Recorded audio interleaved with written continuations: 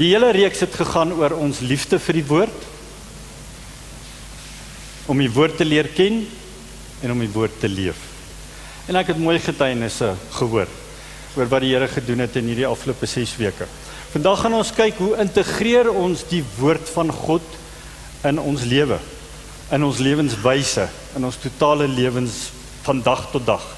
Hoe word dit 'n lewenswyse? Hoe gaan ek volhou met al hierdie vaardighede wat ek nou in hierdie 6 weke geleer het? Hoe gaan ek volhou daarmee? Of gaan ek nou maar net weer ophou? Ons het nou klaar gepraat oor die Bybel vir 6 weke, so nou kan ons maar die Bybel eers weer eenkant los. Ons hoor nou wat is nou nie, wat gaan Andrei of wie ook al nou sê. Johannes 8 vers 31-32 staan daar, toe sê Jesus vir die Jode wat in hom glo, ons wat in hom glo, as julle aan my woorde getrou bly, is julle waarlik my disippels. En julle sal die waarheid ken, en die waarheid sal julle vrymaak. Die vraag wat ons gaan probeer antwoord vandag is, hoe integreer ek die woord van God in elke area van my lewe? Integreer, wat beteken dit? Teenoorgestelde van, wat sê jy Kalla? Deelmaak. Die teenoorgestelde van om iets te integreer is om dit te segmenteer. Nee. Dis nie verskillende segmente nie. My geestelike lewe bestaan nie uit 'n klomp verskillende segmente nie. Dit lyk nie so nie. Dis nie my sosiale lewe hier, en my kerklewe hier, en my gesinslewe hier. Ons deel nie ons lewens so op nie. Hoor mooi wat ek nou sê. As jy 'n gesegmenteerde lewe leef, geestelike lewe leef, dan kort jy integriteit in jou lewe. Ek sal dit nou maar ten koste van myself moet verduidelik. Ek preek 'n boodskap hier op 'n Sondag van onvoorwaardelike liefde. Onvoorwaardelike liefde. En ek hamer julle en ek preek en julle voel eintlik almal skuldig as julle hier uitstap. En nou gaan ek huis toe. Ek het 'n lang week gehad, 'n besige week. Ek het die hele Saterdag voorberei vir die Sondag en ek is 5:00 Sondagoggend op en toe ek klaar gepreek het, is ek moeg. Kom maar by die huis en ek gooi vir my 'n lekker coke en ek gaan sit daar op die stoep. En net toe ek so lekker sit in die eerste sluk vat, toe roep Betsy my en sy sê, wil jy my nie gou hier kom help nie? En daai eerste gedagte wat by my opkom, is 'n teken van 'n gesegmenteerde lewe. Ek kan nie hier sal met daai klomp mense so wees en so praat en daar sal met die ander klomp mense so wees en so praat, in my lewe in segmente opdeel en kies hoe ek waar wil optree nie. Integriteit kom van die woord geïntegreer. Oral, onder alle omstandighede. Om integriteit te hê, beteken om 'n geïntegreerde lewe te leef. Geestelike lewe. Dis hoekom honderde jong mense, dink ek, in Europa besig is om terug te kom kerk toe. Nie noodwendig na die kerk toe waar hulle groot geword het nie. Omdat hulle nie by die huise sien wat hulle by die kerk sien.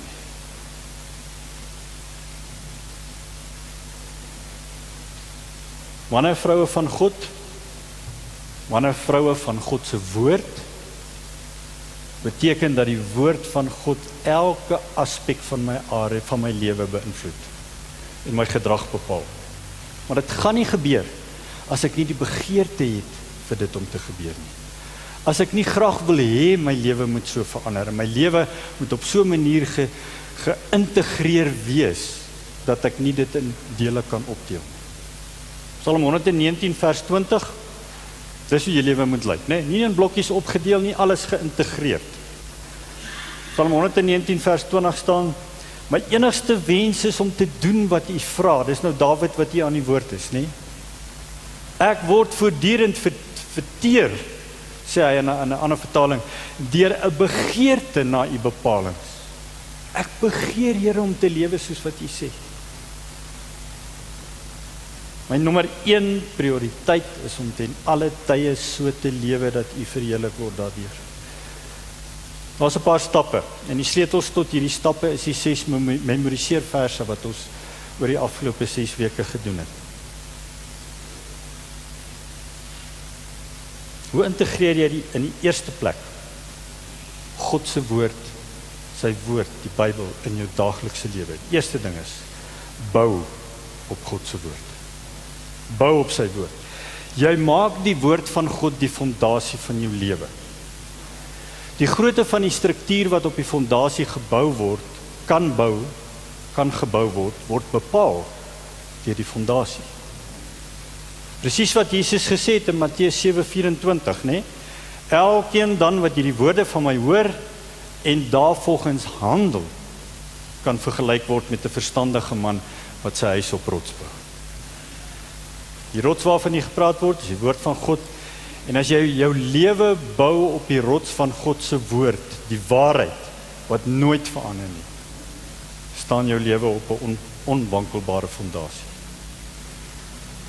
Maar as jy bou op die sand wat kan beweeg, op jou eie opinie of op die populêre menings van die dag, sal die fondasie beweeg en die struktuur daarop sal begin beweeg en dit staan die kans om in mekaar te tuimel. Sien mense die geneigtheid deesdae om meer en meer te bou op onbetroubare fondasies. Kom ons kyk net vinnig daarna. Onbetroubare fondasies. Onder andere die populêre mening van die wêreld, die mening van die dag. Almal doen dit dan. Die probleem is net, behalwe dat die populêre mening van die wêreld vandag nie noodwendig Bybelse waarhede is nie, is dit iets wat kan verander. En as die fondasie waarop jy bou verander, gaan dit jou verander. As dit die fondasie is waarop jy bou, moet jy weet die fondasie kan heeltyd besig wees om te verander. Die Here sê in Eksodus 23:2, jy mag nie agter die meerderheid aandoen wat verkeerd is nie. Want die meerderheid is dikwels verkeerd. So hy sê maar net, ons moet nie bou op swigsand, op die swigsand van die populêre wêreld en die populêre menings nie. Die tweede fondasie wat jy nie op moet bou nie, alles is hier, is tradisie. Nou, altyd 'n ding wat mense se ore so bietjie laat spits, want tradisie is nie noodwendig verkeerd nie. Iets wat 'n goeie tradisie word, is gewoonlik omdat dit 'n tradisie was wat gewerk het. Maar die waarheid, moet ons weet, sal altyd die waarheid bly. Tradisies hou nie noodwendig vir ewig nie. Jesus sê in Markus 7:8 vir die godsdienstige leiers. Nou godsdienstige leiers beteken mos nou nie noodwendig geestelik sterk ouens nie, dit beteken ouens wat lewe leef van hulle kom net die wet na en dis al wat vir hulle belangrik is, godsdienstige leiers. Hy sê vir hulle, julle laat die gebod van God los en hou aan die oorgelewerde gebruik van die mense vas. En die kerk het 'n geneigtheid om dit te doen, hè. Daarom waarsku Jesus die leiers hier dat die tradisie nie bo die waarheid geplaas moet word. Want dis 'n wankelrige fondasie. 'n Derde fondasie wat ons nie op moet bou nie, is my eie mening of my eie opinie. Weereens is daar nie fout met die vermoë om 'n saak te kan beredeneer nie, om jou eie mening te vorm nie. Die Here gee vir ons die vermoë om dit te kan doen, om te kan redeneer oor 'n saak. Ons denke is mos gewoonlik die logiese, nê. Maar ek het nog altyd gedink, of die logiese is tog om so te maak, of die realistiese is om so te maak. Is nie altyd korrek nie. Wat ek en jy dink oor enige saak, is nie altyd korrek of betroubaar of gewaarborg nie. Spreuke 16:25 sê, daar's 'n lewenswyse wat vir 'n mens reg kan lyk, maar die uitnemendheid daarvan is die dood. Hoeveel keer het ek en jy nie al iets gedoen wat ons oortuig was die regte ding om te doen nie, en dan kom jy sommer gou daarna agter, dit was 'n fout. Dit was 'n fout.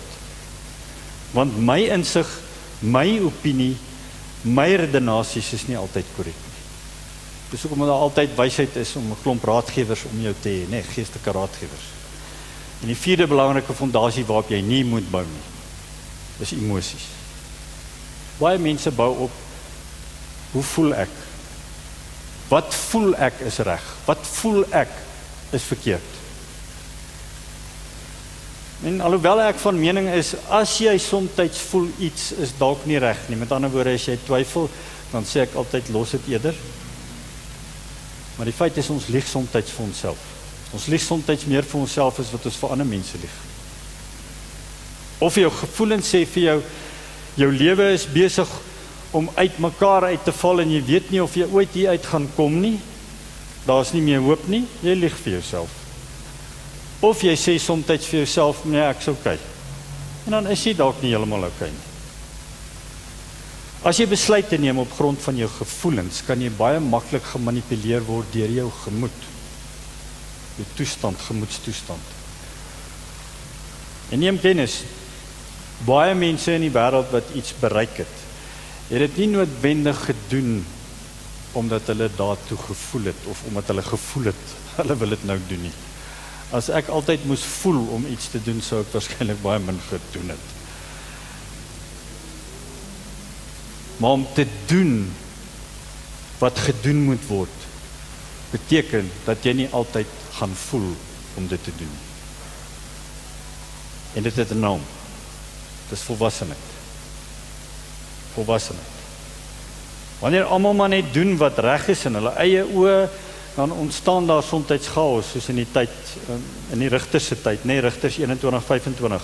In daardie tyd was daar nog nie 'n koning in Israel nie, en elkeen het gedoen wat reg was in sy eie oë. Voel so 'n bietjie vir my soos vandag, nee. Emosies is 'n swak fondasie. Ware disippels bou op die woord van God, want sy woord is 'n tydlose waarheid en dit gee vir ons 'n rotsvaste fondasie, die woord van God. Tweede manier om God se woord in jou lewe te integreer, om 'n deel van jou lewenstyl te maak, voed jouself. Teer op die woord van God.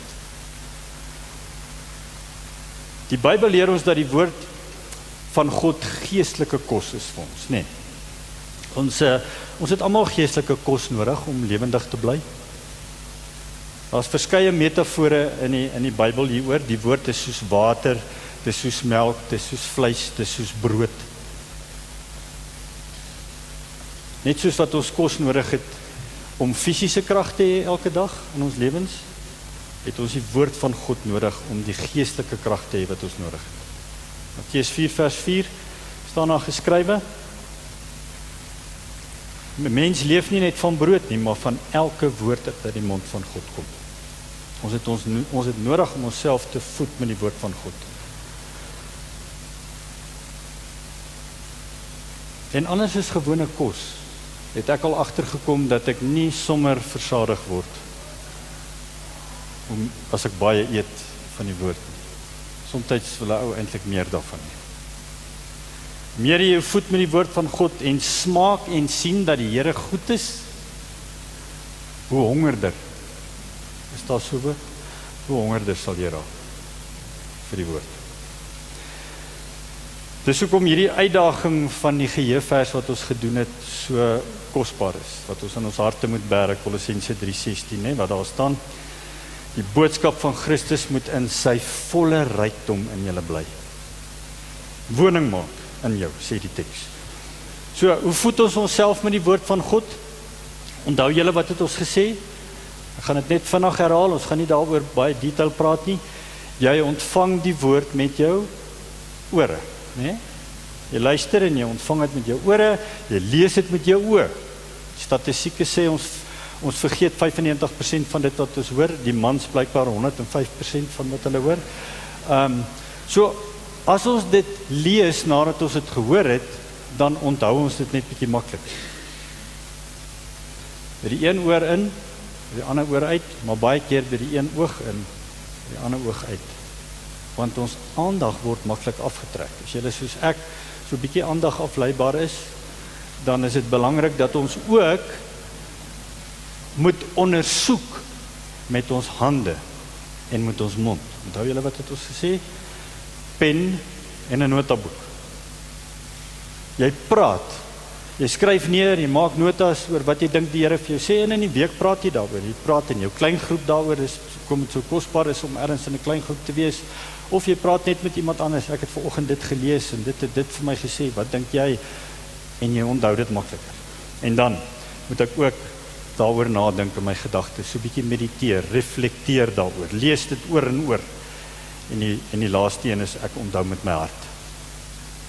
Dit gaan oor memoriseer, dit gaan oor, as jy bang is jy vergeet hierdie teks, leer dit. Nou ek het 'n voorbeeld probeer maak daarvan, ek is nie baie goed met tee maak nie, maar ek het 'n glas gevat net gisterand, en toe het ek nou begin om 'n teesakkie net so vinnig in hom te doop. Die eerste dip het die water so gelyk.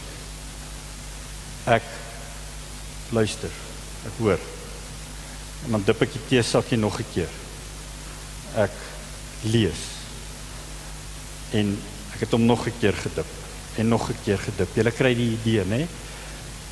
Hoor, lees, met jou mond en met jou hand, maak 'n nota, en dan mediteer daaroor, en dan memoriseer as dit nodig is, sodat jou, daai teesakkie verteenwoordig nou maar die woord van God, né, en daai glas met die water in verteenwoordig jou siel, wat ontvang die hele tyd, en wat net versadig word met die woord van God.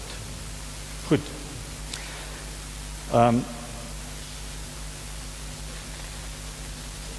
Die derde manier om God se woord 'n lewenstyl te maak, te integreer in jou lewe, is lewe daarvolgens. Lewe daarvolgens. Dis nie net voeding vir my siel nie, ek maak dit ook 'n standaard waarvolgens ek lewe, in alle opsigte. Dawid sê in Psalm 1, dit gaan goed met die mens, wat nie die raad van die goddelose volg nie, maar wat in die woord van die Here sy vreugde vind. Beteken maar net, as jy 'n geseënde lewe wil hê, dan bou jy nie jou lewe op die manier wat die wêreld dink nie, maar jy bou jou lewe op die woord van God, die manier wat God dink. Psalm 1 vers 3, hy is soos 'n boom wat by waterstrome geplant is, wat op die regte tyd vrugte dra, en waarvan die blare nie verdroog nie. Hy is voorspoedig in alles wat hy aanpak. Toe loop, daai tee was die tee wat ek gisterand vir jou gemaak het.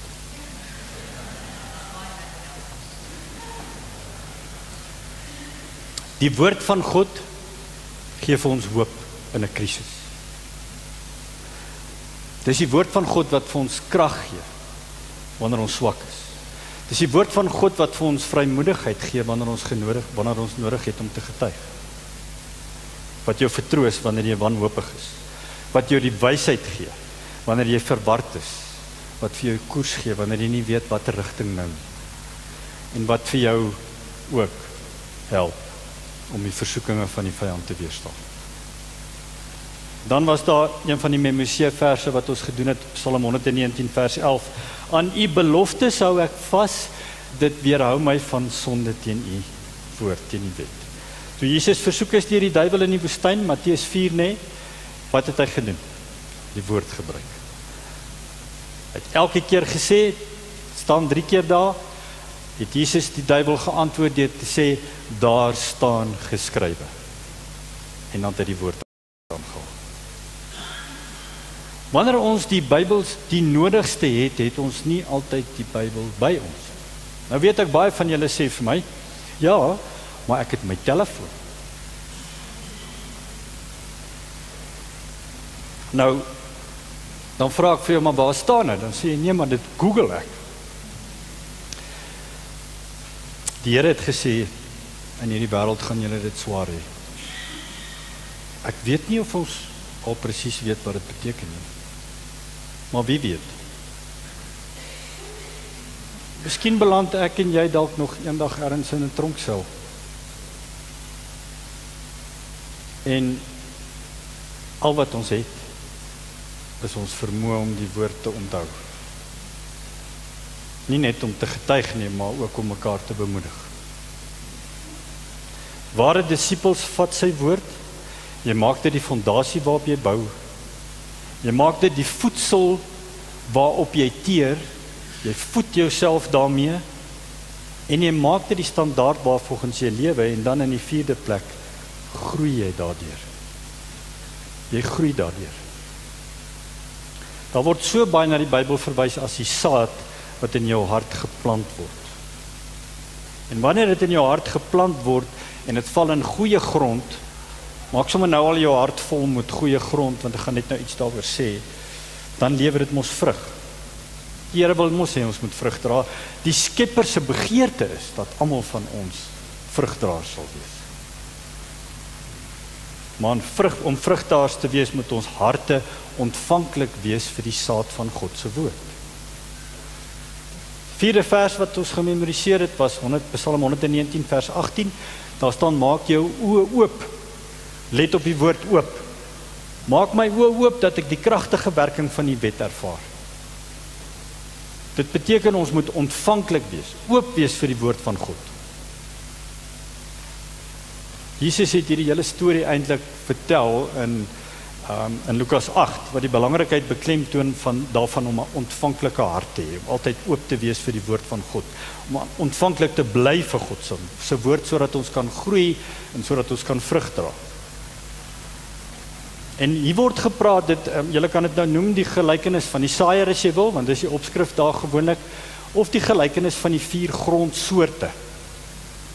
Hartsingesteldhede.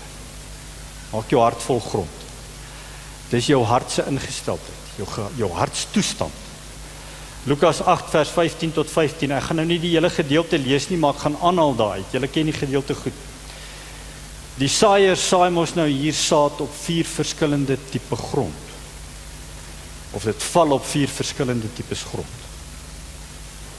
Gesindhede van die hart. Eerste saad val op harde grond. Vers 5. Met die saad, dit is nou daai gedeelte wat ek nou net vir julle aangehaal het, Lukas 8, en vers 5, met die saai het 'n deel op die pad geval. Nou die pad was die paadjie waarin die vee geloop het, waarin die mense geloop het, so dit was hard. En dit wat in daai paadjie geval het, kon nie ontkiem nie. Of dit is vertrap deur wie ook al daar verbygeloop. Die betekenis daarvan in vers 12, mense wat die woord hoor, maar dan kom die duiwel en neem dit uit hulle harte weg, sodat hulle nie tot geloof kom en gered word. So die harde paadjie verteenwoordig 'n geslote hart. Geslote verstand. Harde grond is geslotenheid. Ons wil nie die Here toelaat om met ons te praat nie. Ons het nie 'n begeerte daarna nie. Jy's onwillig om te luister. Jy het klaar besluit, ek het nie die woord van God so nodig, dat ek enigstens daaraan hoef aandag te gee. En die aksiestap is om 'n ontvanklike hart en verstand te ontwikkel vir die woord. En ek het sulke gesprekke gehad in hierdie 6 weke. Mense wat sê, ja, dis te oorweldigend om soveel tyd te spandeer in die woord. Ek het nie soveel tyd nie. Ek het baie ander goed in my dag. Ek is te besig. Ek kan net regtig nie, dit voel net vir my te erg. So ek, ja. 'n ander deel van die saad val in vlak grond. Nou, vers 6, nee, 'n ander deel het op 'n klipbank geval. Dit is redelik algemeen van die grondtoestande in Israel, dat jy baie keer 'n vlak laagie grond op rotsbanke kry. Die meeste plante ontkiem wel, maar hulle droog baie vinnig uit in die warm son. En die betekenis daarvan in vers 13, hulle wat die woord met blydskap aanneem wanneer hulle dit hoor, maar dit skiet nie wortel nie, hulle geloof hou net so 'n tydjie, die oomblik dat dit op die proef gestel word, dan gee hulle moed op. Dit verteenwoordig 'n oppervlakkige reaksie op God se woord. Vlakgrond, 'n oppervlakkige hart. Jy raak opgewonde oor die preek. Jy raak emosioneel oor 'n getuienis wat jy gehoor het. En jy weet, jy maak selfs impulsiewe bydraes hier en daar. Maar die woord skiet nie werklik wortel nie. Jy gaan aan en jy vergeet dadelik. You are thrilled, but not transformed. Aksiestap. As ek wil wortel skiet, remember, no roots, no fruits. As ek wil wortel skiet en geestelik volwasse wil word en groei, dan moet ek tyd maak vir God se woord. Ek moet dit dagboek, net soos wat ek al my ander afsprake dagboek. Die derde een is, nog 'n deel van die saad val tussen die onkruid. Vers 7, 'n ander deel het tussen die onkruid geval, die saad ontkiem aanvanklik mooi, maar kom nie by vrugdra uit nie. Die onkruid groei saam met hierdie plant en dit verstrengel hom en versmoor hom. Betekenis in vers 14 dui daarop dat die wat die woord hoor, maar wat deur die sorge en die rykdom en die genietinge van die lewe word dit gaandeweg verstik. Hartsingesteldheid, né? Dit verteenwoordig die meeste van die tyd 'n te besige lewe. Gedagtes wat heeltyd besig is met ander goeders. En jou gedagtes word verstrengel. Vuil grond. 'n te besige lewe. Ek laat die saad toe om te ontkiem en dit begin groei en dan begin al die ander dinge in my lewe dit versmoor die hele tyd. Bekommernisse, te besige lewe, begin dit versmoor. Aksiestap is, ek moet al die afleidings begin elimineer. Ek moet prioriteite begin bepaal. Ek moet Roundup gaan koop. Ek persoonlik dink nie die Afrikaners se Cree lewenstyl is die grootste sondebok nie. Ek dink regtig nie, en dit gaan vreemd klink vir julle, maar ek dink regtig nie alkoholisme en weet al die goeters wat in die lewe gebeur, wat mense aflei en wat ons dink Christene se nie ware Christene maak nie. Al die verslawings en geweld en al die goed. Ek dink nie dis die grootste hindernis nie. Ek dink die grootste hindernis is dat ons te besig is met goeters. Busy, too busy. Busy being under Satan's yoke. Being under Satan's yoke. Ons moet sny aan ons besig wees. Ons sal gesonder wees fisies, ons sal gesonder wees geestelik in ons verhoudingslewens. Jy beroof jouself van dit wat eintlik die belangrikste is. Laaste deel, die saad val op goeie grond, vers 8. Goeie of voorbereide grond, né? 'n deel wat in goeie grond geval het en dit het opgekom en 100voudig oes gelewer. Betekenis in vers 15, het gaan weer oor 'n hartsgesindheid, dui op die wat die woord met 'n goeie en 'n opregte hart hoor en dit bewaar en deur volharding daarin vrug dra. Die saad word in jou hart en in jou gedagtes en in jou verstand geplant en jy hoor dit en jy bewaar dit en jy onthou dit en jy is gehoorsaam daaraan want jy leef dit. Jy laat dit toe om wortel te skiet en vrug te dra. Dis 'n gewillige en 'n leerbare ingesteldheid. Voorbereide grond, goeie grond is 'n ontvanklike hart. En die aksiestap is, al wat ek hierop kan sê is, doe so voort en leef dit. Leef dit. Werk saam met dit wat dit sê en doen wat God vra. Daar's 'n 5de manier om God se woord in jou lewe te integreer, om dit 'n lewenswyse te maak. En dis natuurlik, jy reageer daarop deur gehoorsaam te wees daaraan, deur dit te doen. Daai teks wat ons daar gememoriseer het was Jakobus 1:22. Julle moet doen wat die woord van God sê en dit nie net aanhoor nie, anderster bedrieg julle julleself. Om net te luister, aantekeninge te maak, beteken niks nie, as ons dit nie doen nie. Ons het mos vir mekaar gesê, ons glo inderwaarheid eintlik net die gedeeltes in die Bybel wat ons in die praktyk doen. Hey Piet, ek sien jy glo wat staan daar in die Bybel. Hey Martie, ek sien jy glo wat staan in die Bybel, want ek sien jy doen dit. Jy leef so. So jy glo dit seker. As 'n laaste vereiste, as ek regtig die woord van God in my lewe wil integreer, en dit is, ek moet vertrou daarop. Ek moet dit Ek kan dit eintlik net leef as ek dit vertrou, nee. Die vers wat ons daar gememoriseer het, was, is eintlik ons teksvers vir vandag, is Psalm 119 vers 105. U woord is die lamp vir my voet. Is 'n lamp vir my voet en 'n lig vir my pad. Ek bou daarop, bou op die woord van God, ek teer daarop, met ander woorde, ek voed myself daarmee, ek lewe daarvolgens, ek groei daardeur, ek reageer daarop om gehoorsaam te wees daarin en so op te tree, en dan leef ek dit omdat ek dit vertrou.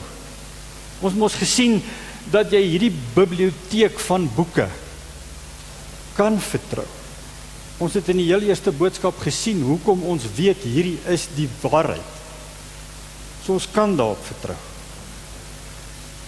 Die Here sal jou nooit in 'n verkeerde rigting lei nie. Vriende en familie kan. Ek dink ek kan ook seker. Maar wanneer die Here jou raad gee, moet jy weet, dis die beste raad vir jou. En dit sal die beste resultate tot gevolg hê.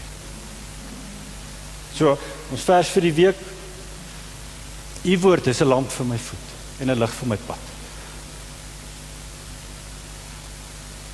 As jy nie die vaagste idee het wat die volgende stap in jou lewe is nie.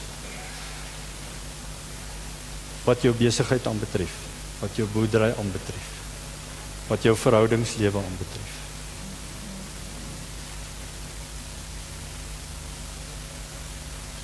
Jy is eintlik so bietjie in die duister. Sit die flitslig vers aan. U woord is 'n lamp vir my voet en 'n lig vir my pad. Want dis 'n belofte van God. Hy sê, my woord is 'n lamp vir jou voet. Dit is 'n lig vir jou pad. En dan begin jy lees. En jy begin dit oordink. En jy begin dit doen. Kom ons hou aan om te doen wat ons in hierdie afgelope 6 weke geleer het. Begin doen dit. Moenie nou stop en wag totdat ons weer met 'n volgende reeks begin. Moenie nou stop en wag om te sien wat gaan ek nou volgende oor preek of wat gaan wie ook al volgende oor preek. Bly nou in die woord. Laat jouself toe. Vat die woord, want jy kan self ontdek en self by die Here hoor. Gee die Here geleentheid daarvoor. Daar is hierdie week nog een laaste klein groep byeenkoms en dan sien ek Leslie het julle uitgedaag om in hierdie byeenkoms te besluit, gaan julle dalk aangaan met die groepie of gaan julle ten minste daarom na die laaste byeenkoms hierdie week een of ander laaste afsluit byeenkoms hê wat julle bietjie saam gaan kuier, miskien gaan braai. Goeie tyd om saam rugby te kyk nou. Maar moet asseblief nie die Bybel nou gaan neersit en net los. Ons het die woord van God nodig vandag, in die tyd wat ons leef. Meer as ooit van tevore. En dalk is jy nou deur hierdie reeks en jy's een van die ouens wat voel, ja, dis net bietjie te oorweldigend vir my. Die manier om na die historiese konteks te kyk en die skrif nou in konteks te lees, nee, dis net vir pastore en dominees, dis nie vir my nie. Julle, daar is nie 'n manier hoe ek kan glo dat die Here hierdie woord vir ons sou gegee het en dat dit net vir ons sou gewerk het as daar pastore en dominees was. Die Here het vir ons hierdie woord gegee sodat ek en jy dit op 'n baie eenvoudige manier kan verstaan as ons genoeg tyd daaraan spandeer. En dis my vertroue vir elkeen van julle. Dalk wonder jy of jy dit gaan regkry. So, ek wil afsluit. Ek wil hierdie hele reeks afsluit. Jy vir julle te bid. En terwyl ek bid, as jy voel, wow, ek is nou daai een vir wie jy bid.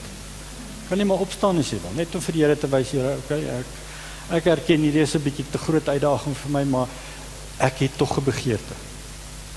Of Here, ek weet net nie of ek dit gaan regkry nie. Ek kan baie tyd spandeer, maar ek weet nie of ek dit gaan regkry nie. So, ek wil graag vir julle bid, want ek weet, die Here het vir ons 'n baie spesiale tyd gehad hierdie afgelope 6 weke vir almal van ons. En ek bid dat dit in julle lewens sal absoluut wortel skiet op so 'n manier dat jy nie sal net dit weer een kant toe sal stoot nie. Vader, baie dankie dat ek vandag vir elkeen kan bid wat hier voor my sit en elke ander een wat in die afgelope 6 weke deel was van hierdie reeks. So spesiaal, Here, dat U met ons oor U woord gepraat het. Geen twyfel aan die waarheid van die woord nie, Here. En Here, soos wat ons nou by hierdie laaste geleentheid besef, daar's eintlik 'n hele paar dinge wat ons nodig het as ons die woord van God totaal wil integreer in elke faset van ons lewens. Wil ek nou vir U kom vra, Here. Dalk is jy iemand wat vir 'n lang tyd so baie tyd spandeer het in die woord. En toe gebeur die lewe.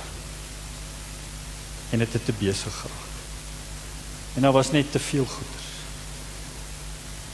En ons het in ons woord lees om in U te bly, het ons so 'n bietjie gebackslide. En ons verlang so daarna. Here, rig ons weer op. Om op daai plek te kom waar ons was. Ons verlang daarna omdat ons weet hoe dit was en hoe dit gevoel het. En Here, miskien sit hier iemand anders wat gereeld op 'n Sondag in die kerk is of in 'n klein groep, maar my tyd saam met U, Here, is maar net soms so 5 minute of 10 minute voor die dag begin. So vinnige skietgebed en miskien 2 of 3 versies. En ek hardloop uit en ek voel beter omdat ek iets gelees het, maar eintlik, Here, weet ek wat ek nodig het is meer tyd by U. Meer tyd saam met U. 'n orde in my lewe. Prioriteite in my lewe. Ek bid dat U dit vir my moontlik sal maak. U dit vir my moontlik sal maak om my tyd saam met U net so te kan dagboek soos wat ek elke ander afspraak in my dagboek. En ons weet, Here, die beste tyd is my beste tyd. Die tyd van die dag wat ek die beste is. Op my beste is. En ek bid, Here, dat U dit vir ons sal moontlik maak om daai tyd so in te ry. En Here, dan sit hier ander van ons wat dalk net sê, wow, dis 'n bietjie oorweldigend. Ek weet nie of ek dit sal regkry om regtig die woord so te kan interpreteer nie, en of ek regtig dit so in konteks sal kan lees nie, en of ek dit sal verstaan nie. Ons bid vir U openbaring, Here. Dat U vir elkeen van ons U woord sal openbaar, soos wat ons begeerte aan U wys. Om U woord oop te maak, te lees, en op U te wag om met ons te praat. Dankie vir U woord, dankie vir wie U is, Here. Dankie vir die getuienisse van vandag. Ons kan nie anders as om U te eer nie, Here. Somtyds, soos wat ons ook gesing het voor vandag, somtyds skiet die woorde net te kort, Here, om U goedheid mee te beskryf. Maar weet dit, Here, aan U bring ons al ons lof, al ons dank, al ons aanbidding. En mag die genade van die Here Jesus Christus en die liefde van God ons Vader en die teenwoordigheid van die Heilige Gees in ons lewens ons bybly elke dag. Amen.